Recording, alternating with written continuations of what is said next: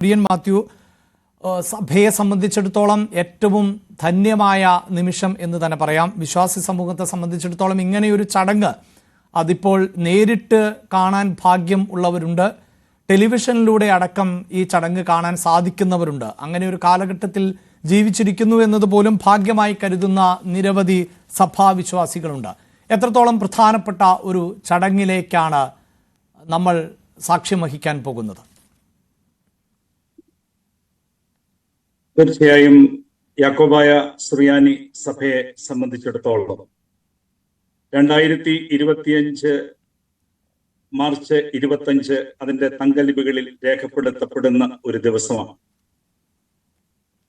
ഒരുപാട് പ്രതിസന്ധികളുടെ നടുവിലാണ് ഈ സഭയെന്നുള്ളത് എല്ലാവർക്കും അറിവുള്ള ഒരു സംഗതിയാണ്. ബസേലിയോസ് തോമസ് പ്രഥമൻ കാതോലിക്ക ബാവയുടെ ആത്മനിദർശനമുള്ളതായ നേതൃത്വത്തിൽ പ്രതിസന്ധികളുടെ നടുവിൽ തളർന്നു പോകാതെ ഈ സഭ മുന്നോട്ട് പോകുമ്പോൾ അദ്ദേഹം കാലം ചെയ്ത സന്ദർഭം സഭയെ സംബന്ധിച്ചിടത്തോളം ഒരു വലിയ പ്രതിസന്ധിയുടെ സമയമാണ്.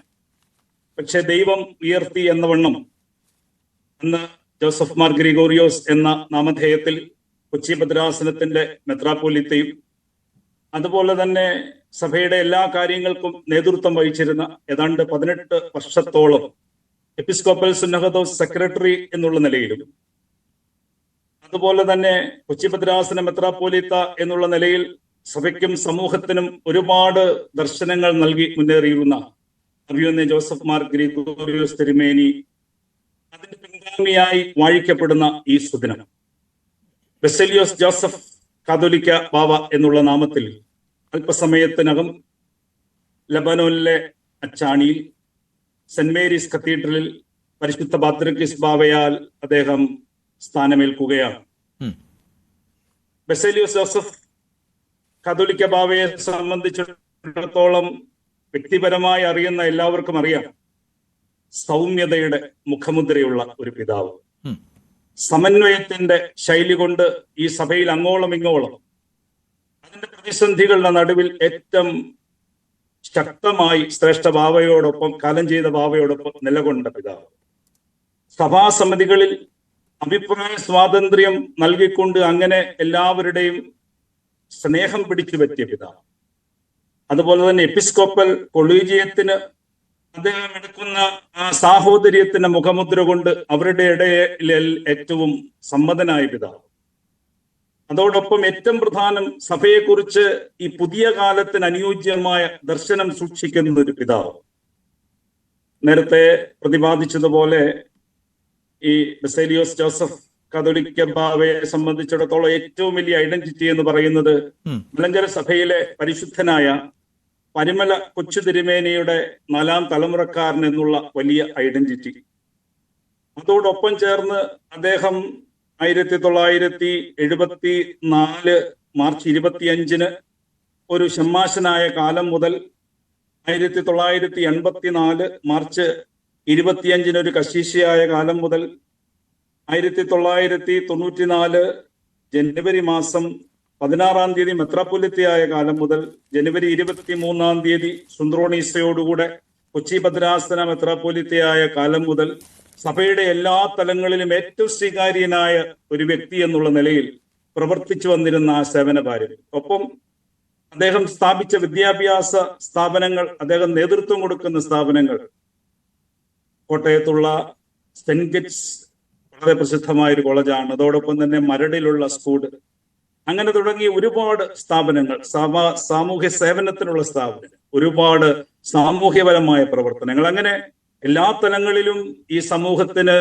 ഏറ്റവും ശ്രേഷ്ഠതരമായ നേതൃത്വം നൽകാൻ പറ്റിയ ഒരു വ്യക്തിത്വത്തെ ഈ സഭയുടെ അമരത്ത് ഇന്ന് പരിശുദ്ധ പാത്രിക്കീസ് ബാവ അവരോധിക്കുമ്പോൾ അത് തീർച്ചയായിട്ടും ഈ സഭയ്ക്ക് ഏറ്റവും സന്തോഷമുള്ള ഒരു കാര്യമാണ്. ഈ സഭ തീർച്ചയായും അദ്ദേഹത്തിന്റെ ആ വലിയ നേതൃത്വത്തിൽ ഒരുപാട് ഉയരങ്ങളിൽ എത്തുമെന്ന് ഞങ്ങൾ പൂർണ്ണമായി വിശ്വസിക്കുന്നു.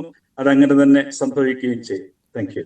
റൈറ്റ്, തീർച്ചയായും 1960 നവംബർ 10 മുളന്തുരുത്തിയിലെ പെരുമ്പള്ളി ശ്രാമ്പിക്കൽ പള്ളത്തട്ടിയിൽ വർഗീസിന്റെയും സാറാമ്മയുടെയും മകനായി ജനനം. Perumpally primary school, Mulanthuruthy government high school എന്നിവിടങ്ങളിൽ നിന്നായിരുന്നു വിദ്യാഭ്യാസം നേടിയത്. എറണാകുളം മഹാരാജാസ് കോളേജിൽ നിന്ന് ഇക്കണോമിക്സിൽ ബിരുദവും കരസ്ഥമാക്കി. പെരുമ്പള്ളി സെന്റ് ജെയിംസ് തിയോളജിക്കൽ സെമിനാരിയിൽ ആയിരുന്നു വൈദിക പഠനം. നമ്മൾ തുടക്കത്തിൽ സൂചിപ്പിച്ചതുപോലെ ഒരു സാധാരണ കാർഷിക കുടുംബത്തിൽ ആയിരുന്നു ജനനം. ഒപ്പം നാവികസേനയിൽ അംഗമാകണം എന്ന് ചെറുപ്പത്തിൽ ആഗ്രഹിച്ചിരുന്നു. പക്ഷേ കുട്ടിക്കാലം മുതൽ ദൈവത്തിൻ്റെ വഴിയിലൂടെ തന്നെയായിരുന്നു ജോസഫ് മാർ ഗ്രിഗോറിയസിൻ്റെ യാത്ര എന്നുള്ളതാണ് മനസ്സിലാക്കേണ്ടത്. അതുകൊണ്ട് തന്നെയാണ് പെരുമ്പള്ളിയിലെ സെന്റ് ജെയിംസ് തിയോളജിക്കൽ സെമിനാരിയിൽ അദ്ദേഹത്തിന് വൈദിക പഠനത്തിന് ചേരാനും സാധിച്ചത്. 1974 മാർച്ച് 5 മഞ്ഞരിക്കര ദേറായിൽ ആയിരുന്നു ഷമ്മാശപ്പട്ടം നൽകിയത്. എടുത്തു പറയേണ്ടത് അന്നും ഒരു മാർച്ച് 25 ആയിരുന്നു. ഇപ്പോഴും അങ്ങനെ ഈ മാർച്ച് 25 എന്നത് ഒരു പക്ഷേ ജോസഫ് മാർ ഗ്രിഗോറിയസിൻ്റെ ജീവിതത്തിലെ ദൈവവഴിയിലൂടെയുള്ള യാത്രയിൽ ഏറ്റവും നിർണായകമാകുന്ന ഒരു ദിനം കൂടിയായി മാറുന്നു എന്നതും വളരെ പ്രധാനപ്പെട്ടതാണ്. 1984 മാർച്ച് 25 മാർ ബെസേലിയോസ് പൗലോസ് ദിദിയൻ കാതോലിക്ക ബാവ മുളന്തുരുത്തി മാർത്തോമൻ ചാപ്പലിൽ വെച്ച് വൈദിക പട്ടം നൽകുകയും ചെയ്തത്. അങ്ങനെ മറ്റൊരു മാർച്ച് 25 അദ്ദേഹം വൈദിക പട്ടം സ്വീകരിക്കുന്നു എന്നുള്ളതാണ്. അങ്ങനെ 5 പതിറ്റാണ്ട് നീളുന്ന ദൈവയാത്രയാണ് ഇപ്പോൾ അദ്ദേഹത്തെ സഭയുടെ പരമോന്നത തന്നെ പദത്തിലേക്ക് എത്തിക്കുകയും ചെയ്യുന്നത്. ഫാദർ നേരത്തെ സൂചിപ്പിച്ചതുപോലെ ഈ സാധാരണക്കാരനായ അല്ലെങ്കിൽ ഒരു കാർഷിക കുടുംബത്തിൽ ജനിച്ച വ്യക്തിയാണിപ്പോൾ ശ്രേഷ്ഠ കാതോലിക്ക ബാവയായി അവരോധിക്കപ്പെടാൻ പോകുന്നത്. അദ്ദേഹത്തിൻ്റെ ഇന്നലകളെക്കുറിച്ച് പരിശോധിക്കുമ്പോഴെല്ലാം താങ്കൾ ഈ സൂചിപ്പിച്ചതുപോലെയുള്ള ഒരു യാത്ര, അത് ദൈവത്തിൻ്റെ വഴിയിൽ എന്ന് പറയുമ്പോൾ തന്നെ എന്തായിരുന്നോ യേശുവടക്കം മുന്നോട്ട് വെച്ചിട്ടുള്ള ആശയങ്ങൾ അതിനെ ജീവിതത്തിൽ മാതൃകയാക്കി അദ്ദേഹത്തിൻ്റെ പല പ്രവൃത്തികളും പരിശോധിച്ചാൽ ചില കോളനികൾ പോലും ഏറ്റെടുത്ത് അവിടെ കുടുംബങ്ങൾ നിർമ്മിച്ച് അങ്ങനെ ജാതി മത വ്യത്യാസമില്ലാതെ എല്ലാവരെയും സഹായിക്കുന്ന ഒരു ചരിത്രം കൂടിയുണ്ടല്ലോ അദ്ദേഹത്തിന്. തീർച്ചയായും ഏതാണ്ട് 100-ൽ പരം വീടുകൾ നിർമ്മിക്കുകയും അതുപോലെ തന്നെ സെമി ഓർഫൻസിനായിട്ടും ഓർഫൻസിനായിട്ടും വിവിധങ്ങളായിരിക്കുന്ന പ്രസ്ഥാനങ്ങളും സ്ഥാപിച്ചിട്ടുണ്ട്. അതുപോലെ തന്നെ ഏരൂരിൽ സ്പെഷ്യൽ സ്കൂൾ സ്ഥാപിച്ചിട്ടുണ്ട്. അങ്ങനെ സമൂഹത്തിന്റെ എല്ലാ തുറകളിലും, അതോടൊപ്പം തന്നെ സമീപകാലങ്ങളിൽ പ്രത്യേകിച്ച് 2018 വലിയ പ്രളയത്തിന്റെ കാലത്തും അതുപോലെ തന്നെ കോവിഡ് മഹാമാരിയുടെ കാലത്തും തുടർന്നുണ്ടായ എല്ലാ പ്രതിസന്ധിയുടെ കാലത്തും ജോസഫ് മാർ ഗ്രിഗോറിയോസ് മെത്രാപ്പോലീത്തായുടെ നേതൃത്വത്തിൽ ഒരുപാട് മുന്നേറ്റങ്ങൾ ഈ സമൂഹത്തിന് ആകമാനം ഉണ്ടായിട്ടുണ്ട്. എപ്പോഴും അദ്ദേഹത്തിന്റെ ഒരു പ്രത്യേകത യേശുക്രിസ്തുവിന്റെ വഴിയിൽ നിലകൊള്ളുന്ന ആ ഒരു പ്രത്യേക ദൃഷ്ടാന്തത്തിൽ തന്നെ ഇതൊന്നും വലിയ പരസ്യം ചെയ്യുന്ന ഒരു പ്രക്രിയ അദ്ദേഹത്തിനില്ല.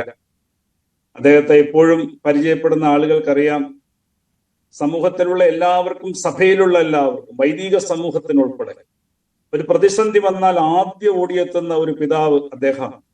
ഒരു പ്രതിസന്ധി വന്നാൽ നമുക്കൊരു കൈ കൂടെയുണ്ടെന്ന് തോന്നിപ്പിക്കുന്ന ഏറ്റവും ശ്രേഷ്ഠനായ ഒരു വ്യക്തിത്വം.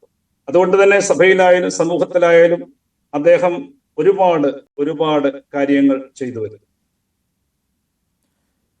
ഞാൻ താങ്കളിലേക്ക് വരാം. നേരത്തെ സൂചിപ്പിച്ചതുപോലെ ഇപ്പോൾ യാക്കോബായ സഭയുടെ ട്രസ്റ്റി ആയിട്ടുള്ള commander Thampu George Thukalan, father Bessy John അന്തരിച്ച കാതോലിക്ക ബാവയുടെ സെക്രട്ടറിയായി അദ്ദേഹം പ്രവർത്തിച്ചിരുന്നു.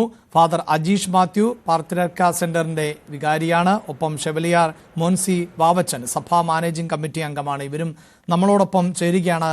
ഞാൻ ആദ്യം father Bessy ജോണിലേക്ക്.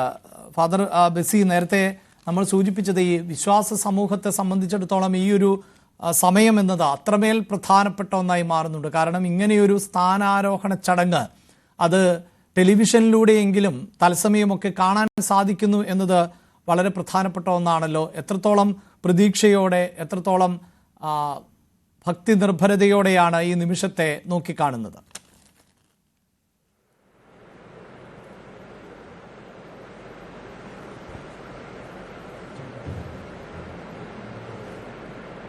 Father Bessy John, താങ്കൾക്ക് കേൾക്കാമോ?